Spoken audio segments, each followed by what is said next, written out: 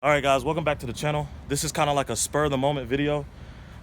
So as I told you guys in previous videos, I hated the fitment in the rear. So I've been looking around at things to do. I was also thinking about buying like a new rear suspension, but that's money. So I've been talking to a couple of guys who own Cobalts too, and they gave me some suggestions as far as what I should do with it. So I just did the left side. What I did was I popped out the, perch. I took the perch out. So a lot of you guys have heard of people doing that to get a little bit more low. I hated that gap. But like I said, I just did the left side. I'll show it to you guys now. So look at that. And I still got to do the other side. I'll show you guys when I do that. But a lot lower. And then check out this side here. See how high? See how high this side was? Well, is. It's exactly how high the other side was. So we're gonna come over here and fix this one. All that gap. Get about 2 fingers in there. And then come over here. Once again, look at that. None whatsoever.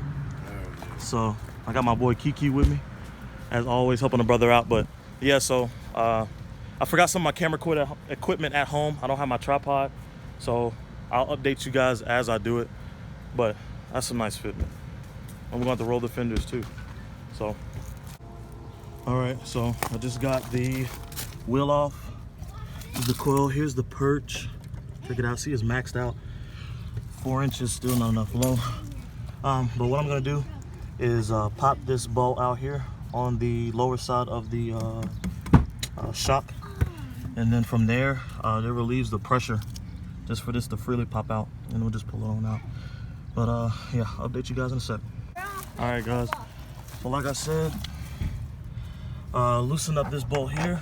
Got a little play in it. We'll have to line that back up and put it back in.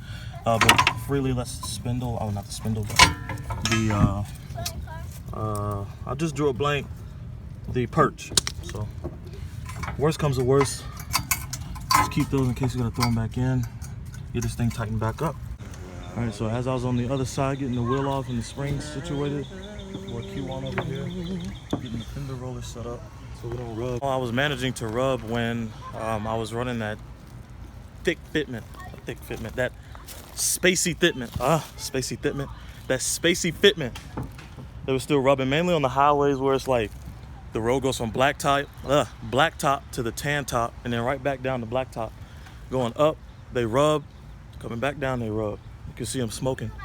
And they kind of, well, they kind of, I don't know if you guys can see it on camera, but kind of rub like right in here. It looked weird when it first started doing it. It had like a bluish tint to it, but we won't have to worry about that anymore here shortly. All right, so I got this one tightened back up. I used the stock tire jack or whatever. Put some pressure on the axle, and then now there's no play in the spring whatsoever. So I think we should be good. But we're about to get these fenders rolled real quick. Like I said, this is a spur of the moment video. I wasn't gonna make a video about it, but why not? Most people be staying in one spot, just put mad heat on it. So my boy Q1 got the heat gun on right now. Warming it up. Got the fender roller lined up. Let's get this fitment right.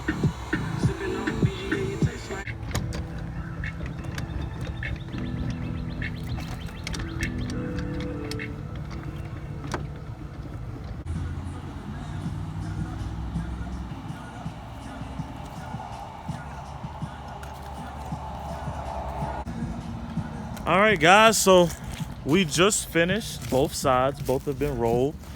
I shouldn't rub. Once it compresses, I don't think I should rub. I'll show it to you guys.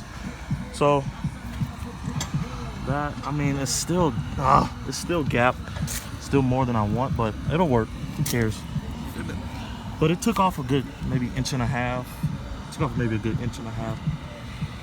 That's the right side. Q1's over here tightening up the left, which is just as tight. So Center cap? it should be right there. But yeah, so that's gonna about do it for today's video. Like I said, this was just like a spur of the moment video, something I decided to do today. But I'm about to test drive it, see how it rides. I think we should be straight. I hope the camera does it justice. Took the car for a test drive. No difference really changed in the quality of the ride. No bounciness, nothing crazy. After we rolled the fenders, I pulled in because Kiwan's driveway is a little stiff. Well, not stiff, but steep. It's a little steep, so I purposely backed in just to see how the wheel would tuck up in there. And it tucks pretty good. It doesn't rub at all. But yeah, nice little mod. I mean, you don't have to spend any money, but it really fixed that rear fitment because I felt like it was monster trucking. But yeah, yep. Can't even get to earlier. You get 2 fingers in there. Can barely get 1 in there now.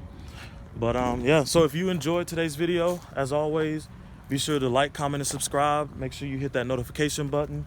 Everybody who's been supporting, keep it up. I always say that. But love you guys, and I'll catch y'all in the next one.